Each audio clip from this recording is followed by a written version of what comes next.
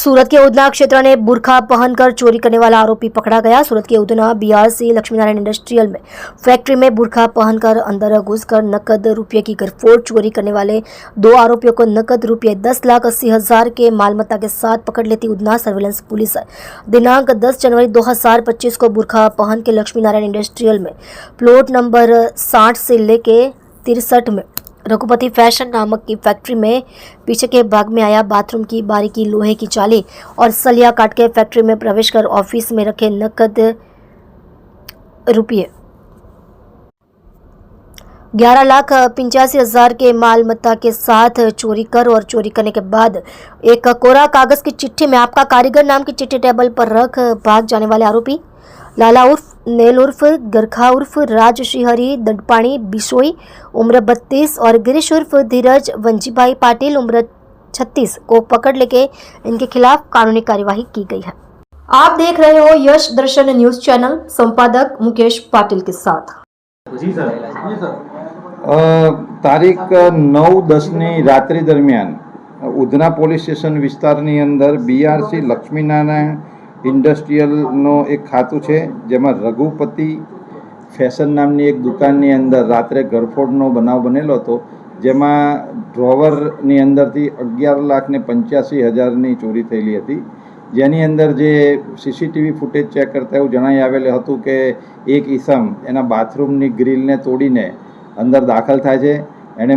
મોઢા ઉપર બુરખો બાંધેલો હતો, એટલે જેની ઓળખ થઈ શકતી નથી, પરંતુ ગ્રીલ તોડીને રૂમમાં આવી 11,85,000ની એણે ગરફોડ કરીને ચોરી કરેલી હતી। તો ફરિયાદના આધારે પોલીસે તાત્કાલિક ગુનો દાખલ કરી અને પોતાની ટીમો કામે લગાડી, જેમાં ઉધના પોલીસની ડિસ્ટાફની ટીમને એમાં સફળતા મળી, જેમાં એ લોકોએ ઘણી મહેનત કરી અને હ્યુમન ઇન્ટેલિજન્સ અને ટેકનિકલ સર્વેલન્સના આધારે બે આરોપીઓને પકડેલા છે, જેમાં એક આરોપીનું નામ છે લાલા ઉર્ફે નેલુ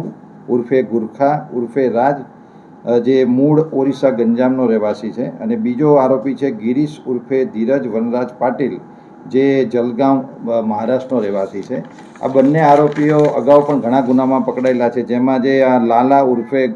ગુરખો છે, જે સુરત શહેરની અંદર 12 જેટલા ગરફોડ ગુનાઓમાં અત્યાર સુધી પકડાયેલો છે। આ લોકોને જ્યારે ધરપકડ કરવામાં આવી તેમાં જે લાલા પાસેથી 5,08,000નો મુદ્દામાલ અને બીજો આરોપી છે ગિરીશ પાટીલ, એની પાસેથી 5 લાખ એમ કુલ 10,08,000નો મુદ્દામાલ પોલીસે રિકવર કરેલો છે। અત્યારે હાલ આરોપીઓ પોલીસ કસ્ટડીમાં છે, તેમની પૂછપરછ ચાલુ છે અને એ લોકોની ફર્ધર પોલીસ કસ્ટડી રિમાન્ડ મેળવી આ ગુનાની અંદર એઓ ભાગીને ક્યાં ગયેલા હતા, તેમને કોણે આશરો આપેલો હતો, એની તલસ્પર્શી તપાસ કરવામાં આવશે, અને આ સિવાય એ લોકોએ અન્ય કોઈ જગ્યાએ આવા કોઈ ગુના આચરેલા છે કે નહીં તેની ઊંડાણપૂર્વક તપાસ કરવામાં આવશે। આરોપી ભગવાનની માફી પણ માંગે છે ચોરી કર્યા બાદ અને ચિઠ્ઠી છોડી જાય છે, શું લખ્યું છે? આરોપી જ્યારે ગુનો દાખલ થયો ત્યારે બનાવ સ્થળેથી પોલીસને એક ચિઠ્ઠી મળેલી હતી, જેમાં એવું લખેલું હતું કે મારી પત્ની બીમાર છે,